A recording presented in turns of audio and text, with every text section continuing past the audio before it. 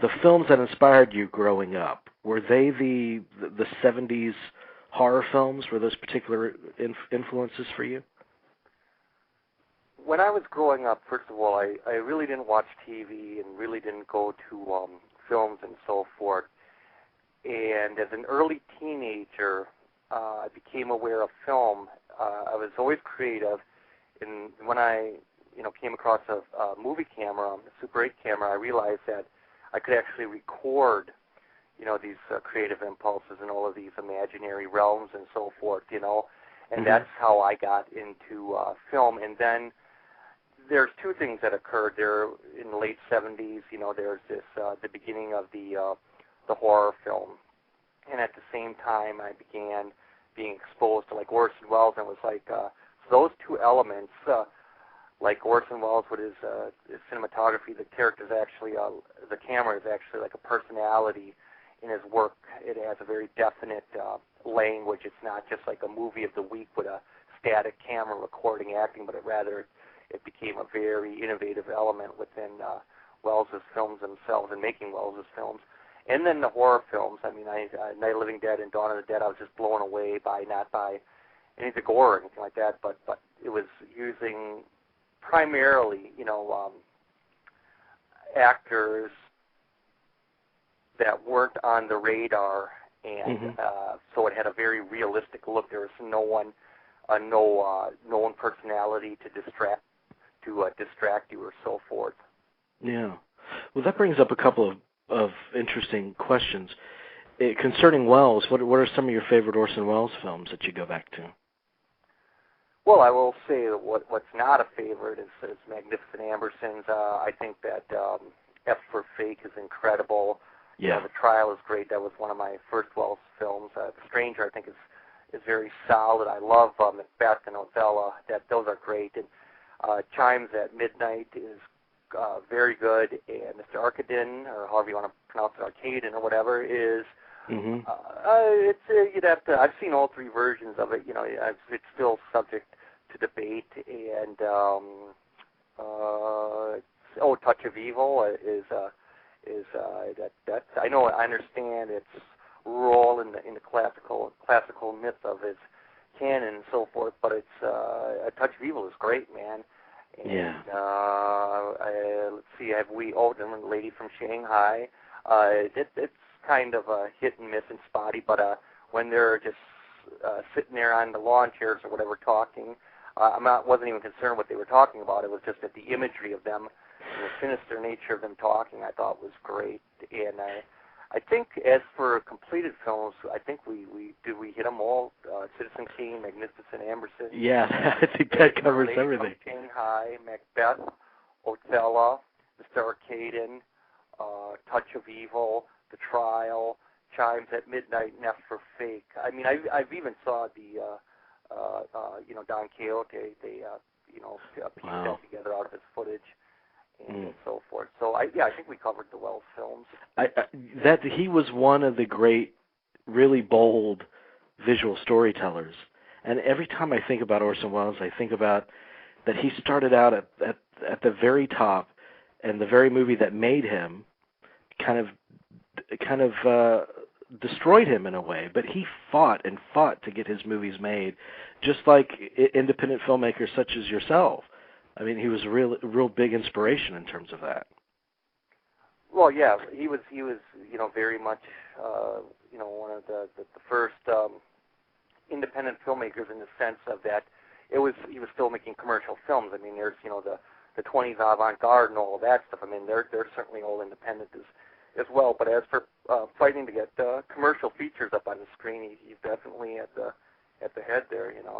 Yeah, and when you look at the horror movies, you mentioned the Romero films that inspired you then, and you compare them to what constitutes the horror genre today.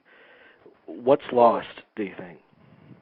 Well, it's not what's lost. It's what's gained. But second of all, I want to get back to like Dawn of the Dead and so forth.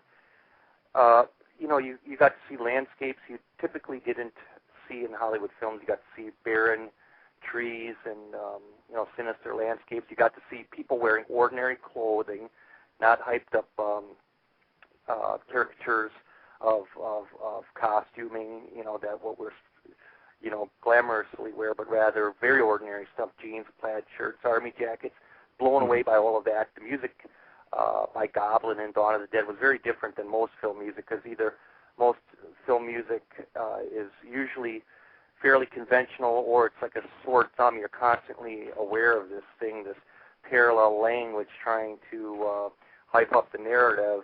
But with Dawn of the Dead, with Goblin's music, it was the music was right up there with the imagery. It was just an amazing, amazing parallel river. It was just incredible. Now we were talking about what's gained, what's lost. Well, with these films, when you're working with little money, you have to use the resources you have, and that's what made Night of the Living Dead and Dawn of the Dead so great. They had actors who were not known. They had locations that were real, and so on and so forth. You'd have to actually provide some information as to what you are getting at between lost and gained. I mean, yeah, I have something specific you want to debate or say. Well, when I think about, and one of my all-time favorite movies is the 74 Chainsaw Massacre, Texas Chainsaw Massacre, and there's such an immediacy, and it feels so real. It feels like it's happening, and for some reason, and this might sound infantile, but I think the horror genre benefits from smaller budgets somehow.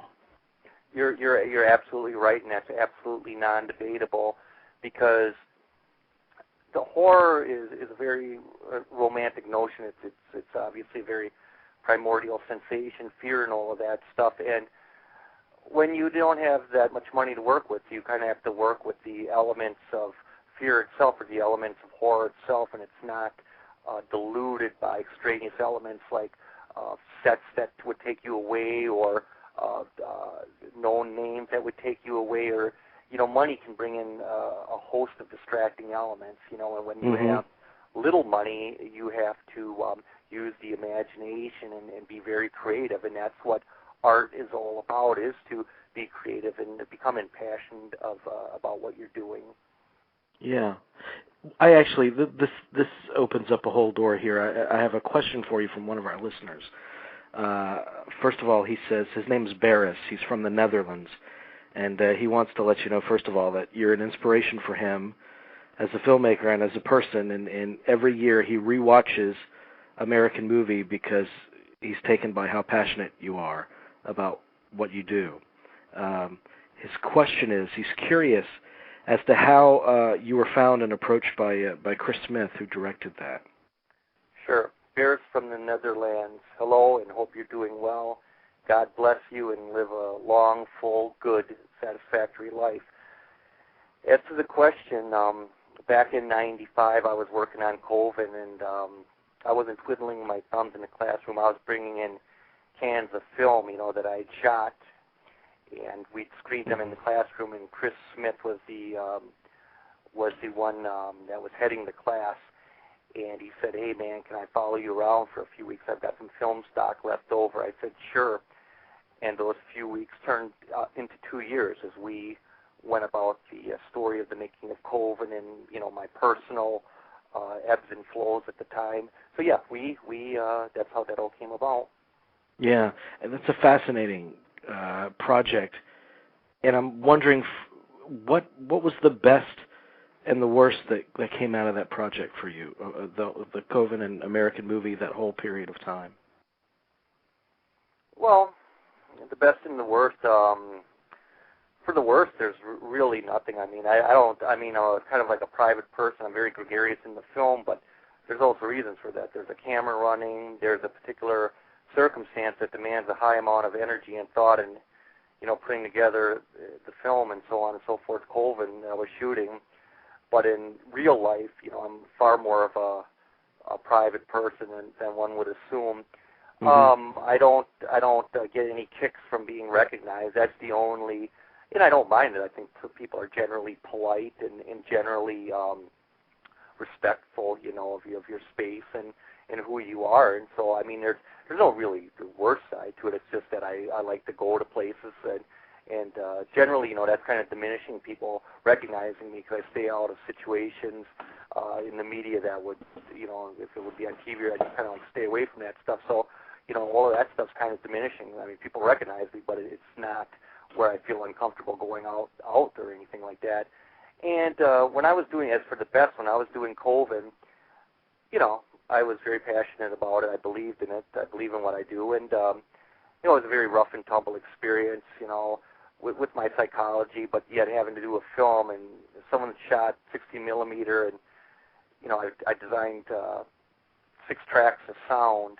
Peter Batchelor is the one who ultimately mixed it in IAC, but I spent about 15 months putting the 6 tracks together, all the components and so forth. So I designed the soundtrack, and so I knew something was going to come out of all of this stuff. I never have any thoughts about what may happen. I just have a spiritual instinct that if you do something obvious, there's an action, there's a reaction, and sure enough, that's what happened. I started sending Coven out, getting some review here or there in genre magazines, which made me very happy. It's kind of neat to also have that happen, and then with the documentary and so forth, of course, then the big grip of international media and national media comes into play, and with all of the various exposures that come with it. Well, yeah, because wait, go ahead. I'm sorry. You have to remember, though, I never desired to be in a spotlight. I never desired to make it in Hollywood. I had none of those desires at all, or get into directing big feature films. No matter if I said something in the film about having assistant directors and all of that stuff, that's irrelevant, because I never thought like that, and I still don't. I could care less. I don't think like that. I've got my own work, and now, Jamie, you were about to say. No, I was following up on what you were. I didn't pursue any leads. I didn't go around say. 10 years later, I don't tell anyone I've been on TV or this or that app, but I never even mentioned. I'm thinking 10 years. I've never even mentioned that I, won we won a prize at the big film fest. I mean, it's never. I don't think it's ever come out of my lips really about it. Any of that. It's like people wouldn't have a clue if they spoke to me. Unless they said, "Hey, what do you do?" And I still would never mention anything like that. It's just not a part of me. And so I just want to have people understand that I just never had any intention of being in the media or pursuing a film directing career with in commercial features or anything like that. I turned down opportunities or was apathetic and indifferent to opportunities that most people would go nuts over. It just never entered into my narrative. Well, you strike me as a person that the only thing that matters to you is the process of creating. Well, now I understand that question, because this is a huge thing. You deal with a lot of people who it's a very foreign idea that the process itself. They're obsessed with the end result, which will never happen, and the artifacts of the end result, all of the things they believe will happen once they have created something, but they don't engage in the process. So there's no films, there's no anything. It's just talk. Whereas what I'm concerned about is the actual process itself, that I get very stimulated and very energetic and very inspired by the hands-on process of writing, of filming, if I film, of doing this and doing that. So for me, it's the process, and I don't think about any residual effects of the end result of that process. Is it all part of the same process for you in terms of directing and your writing and now with your acting? Is it all part of the same equation for you? No. First of all, when I do film, I'm a filmmaker, not so much. Well, I mean, technically, yes, a director, but a filmmaker. When I think filmmaker, I think someone who produces it from beginning to end, who writes it, films it, edits it. They make the film. It's not just like a hired gun, like I'm directing it and someone else is I edit down to the frame. I don't even deal with the concept of someone editing my stuff or anything like that. So I'm more like make these films. Acting is at the low end of the totem pole. There's great actors who have honed the craft and and it's a very important thing, to act. But I'm not that. I'm a personality, so I don't get the real thrill from acting. It's not part of my equation as an inspiration. Again, like I say, I'm not an actor. It's not my craft. It's not my interest. I appear in people's films and I act, but it's not my interest at all. When I act, I look forward to getting the take done. I memorize my lines. I do my work. I focus on it. But as soon as the take's over, I go back to reading a book, writing my own scripts and stories and so on and so forth. And as for what was the third one? Were we talking about writing or what? Writing and directing and acting. Yeah. Writing is the highest echelon in this in this realm. Writing to me takes precedence over filmmaking. Anything. Filmmaking is just a record and interpretation of that writing. Writing is it's a seminal act, man. It's the very first thing. It's the most creative process. It's the most pure. It's the most immediate. And by the time you get to filming it in that, it's so many elements have degraded it by that time writing to me, it takes precedence over any of that stuff.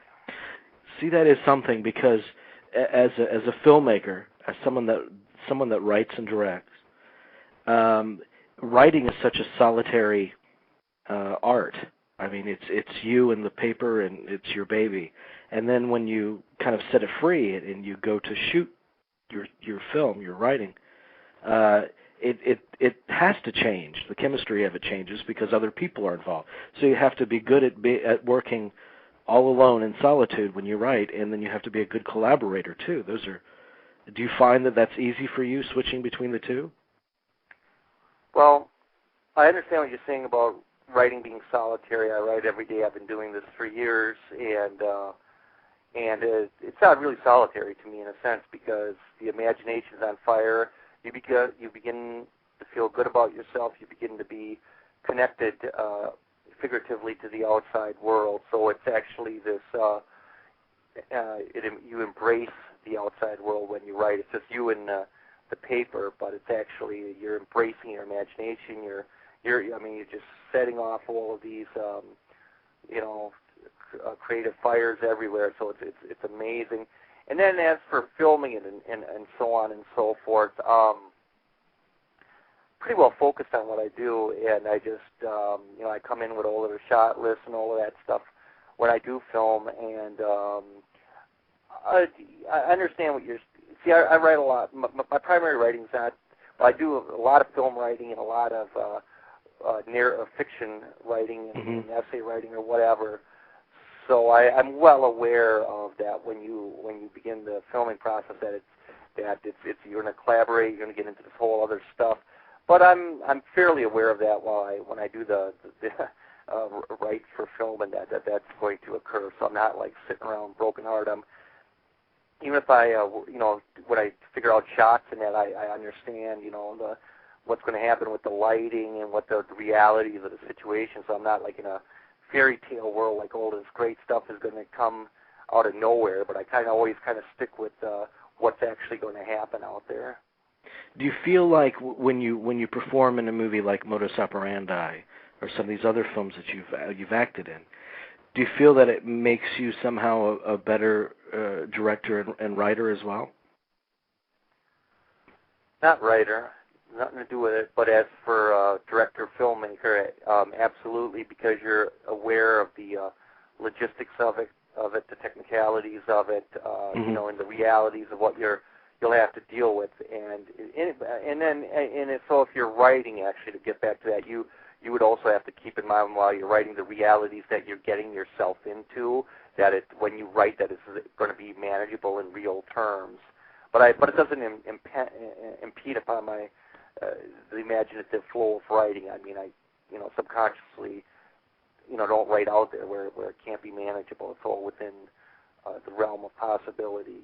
So when you're acting in someone's film, it's kind of like brushing up on what you're going to encounter when you're making a film. So it is good in that sense to give you a real hands-on awareness of what you yourself are heading into. So how did Modus Operandi come about for you, and what excited you about it?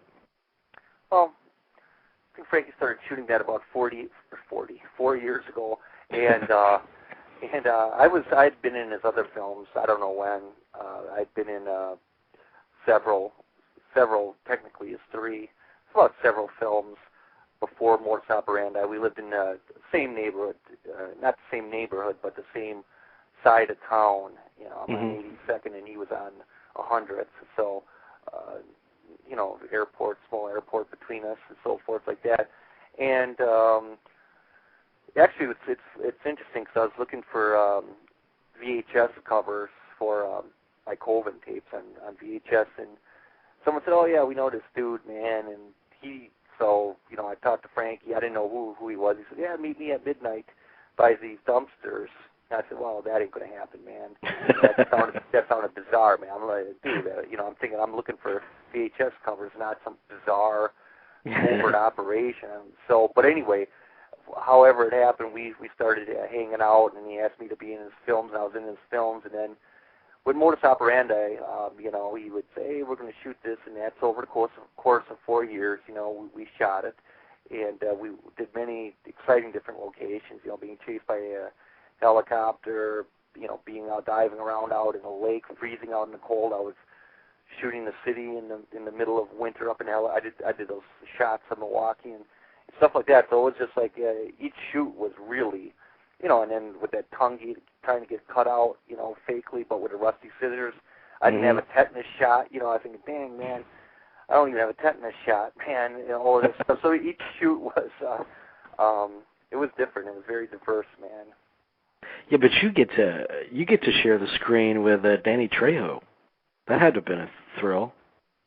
Yeah, that was cool. He's a cool guy, and we did Cine Vegas, so we're out in Vegas too, and I mean it's always very interesting and a little bit of abstract reality to have someone that's known that you've seen before, right in front of you. It's different, definitely. Yeah, I'm going to ask Frankie about you. So right now I'll ask you about Frankie. Tell me about him as a director and as a collaborator. Sure, Frankie. He's very passionate. He loves cinema. It's great because he helps prepare the sets. He's very imaginative. Comes in with storyboards and all of that stuff. So when he shoots, he knows what he's shooting. There's never been like trying to figure stuff out.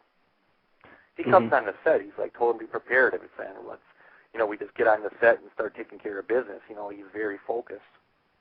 And he storyboarded a lot, didn't he? Yeah, because he had things to storyboard. I mean, he had scenes like with helicopters and boats and whatever else, man. And you can't, so he storyboarded, and it's one of the joys of the hands-on process of filmmaking, man, is, I don't understand if you don't storyboard or, because the whole point of making films is to bring your vision on screen. So, you ought to have some record of your vision before you start shooting. Now, I understand that, but there's times, too, when there's storyboards really are not necessary, and they're kind of like you wouldn't be able to do them anyway, and you just got to figure things out on set, and there's nothing wrong with doing that either. Some people could care less about storyboards, and it has no meaning for them, and that's fine as well, Yeah. You mentioned Cine Vegas, and so you guys showed at that festival, and I know that the AFI is coming up on the 30th. It's this week. Yeah. Tell me about that experience, the whole film festival experience. How do you take to that? Well,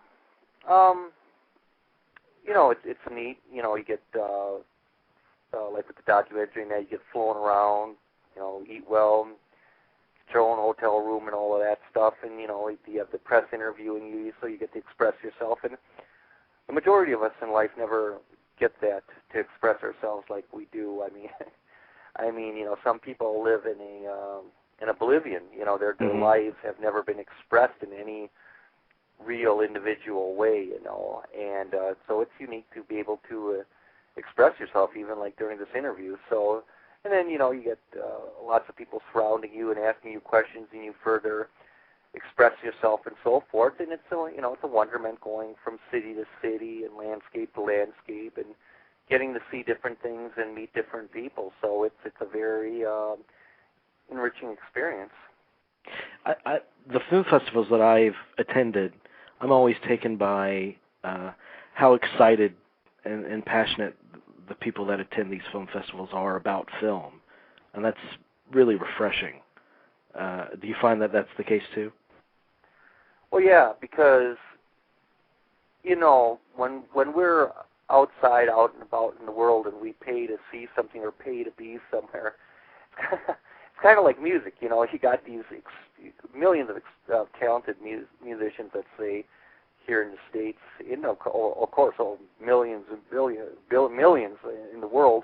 But I mean, to say this, like say in the States, we got millions of talented musicians, and they're playing their heart out, and they're at a bar, and people aren't even listening, and they're talking, having conversations, and then they pay for a rock concert, $100, and they're like crying and all into it, and it's no more or less talent than that. So it's the same thing with a film festival. These people are hyped up, to see this, or at a regular movie, but not on the same level as a film festival. They paid to be there, or they wanted to be there, and there's this collective energy that they're engaging in, and that's what you are experiencing. That's what you're reporting to me right now, is this enthusiasm and energy. Yes, because they're with like-minded people and so on and so forth. Yeah. Now you have another movie that you're working on called Scare Me. Mm-hmm. Tell me a little bit about that. Well, let's see. Scare Me, I started, I don't know, 6 years ago or so. And what happens is that I get inspired to write a script, and I did like 14 drafts, and I still got rewriting to do. I mean, the first 40 pages are great, man. I have no problem sending that out and having people read it or whatever, because I'm proud of that. And then there's parts that fall apart, and then it comes back again, so I still have rewriting to do. I shot about 65% of it. I've got so many interests in life. I'm not a normal filmmaker that is so impassioned, and they go and finish their films. All of a sudden, I write other scripts. It's not like a mania jumping from thing to thing. I spent considerable amount of time on each project, but I'm not going to neglect another project. So, it's going to be odd. I'm going to be 6 years, have an age progression of 6 years in this film, but I really could care less, because the world will still turn without Scare Me, whether it's made or not. And it's kind of like going in and out of a dream, and I'm sure like in a few weeks I've got someone asking, hey man, or I'm ready to shoot this scene, so we're going to go and shoot the scene. And what we shot of Scare Me, it's great. We put a lot into it. A lot of people have helped out, and it looks good, and it moves well. I did some rough editing on stuff. It's so whenever it comes out, it comes out, and I do. To me, it's one thing among many things. It's just a continual it's kind of just it's come into the color spectrum with everything else, and it's all mixed in there. But I think I probably will find myself. I don't know if I probably haven't shot for a year or two. I'd have to look at my journals and so forth. But yeah, I mean, someday that'll come out. And I've got other stuff, and that's the way that is, man. And I appreciate everyone that's helped with it, and it's a decent film. It moves along well, shot well, and narratively interesting, and it'll be out someday. Time flies, and it'll be out. Yeah. Well, I got to tell you, when I announced that you were going to be on the show tomorrow night, I got a lot of response, and there's a lot of people out there that find great inspiration in your journey and your creativity. So I just want to make sure that you knew that from them. And I've really enjoyed talking to you, man. And well, first of all, let me say thanks, and I wish everyone out there, much happiness, and and much success that they seek that's positive and good for them. And I mean, I just want to advise people, not to drink soda because it'll rot your teeth and your stomach. I drink water. Drink water, and don't be eating too much candy, and eat lots of fruits and vegetables and all of that stuff. Because I mean, we can talk about all this filmmaking, writing, but I mean, something happens with your health, man. So if anyone's listening, man, just eat right, man, and take walks, man, and get your your body going, your mind going, and on a psychological level, respect yourself. Don't let other people push you around, man. And you should cut down. Tell people to cut down on TV too, because TV's it's like cocaine. It's very addicting. It's very interesting, but there goes your life, your self potential. It's all taken away from you. You're being robbed, man. So get out there and walk and drink water and eat fruits and vegetables and read great literature. Read John Cheever. Read John Updike, Raymond Carver, Henry Miller, James M. Cain, Flannery O'Connor, John O'Hare, Charles Bukowski, Hunter Thompson, Saul Bellow, Norman Mailer, Arthur Conan Doyle, Robert Louis Stevenson. I mean, on and on, man. Read, man. Turn off the TV and read, because it'll affect your mind in a far more stronger sense, And watch good films, man. Don't spend too much time going to the movies, man, because we haven't sifted through the crap yet. I mean, it's like you don't know what you're getting. We've been doing films like since the mid-1890s, man. There's decades of great stuff to involve yourself with. So make sure everyone knows all of this stuff. I sure will, buddy. I appreciate it very much. Excellent. Well, Jamie, it sounds like an unspoken wrap-up. I can hang on the phone with you if you want. I didn't know. I don't know what's going. I don't know what's going on. You got to put me in the know.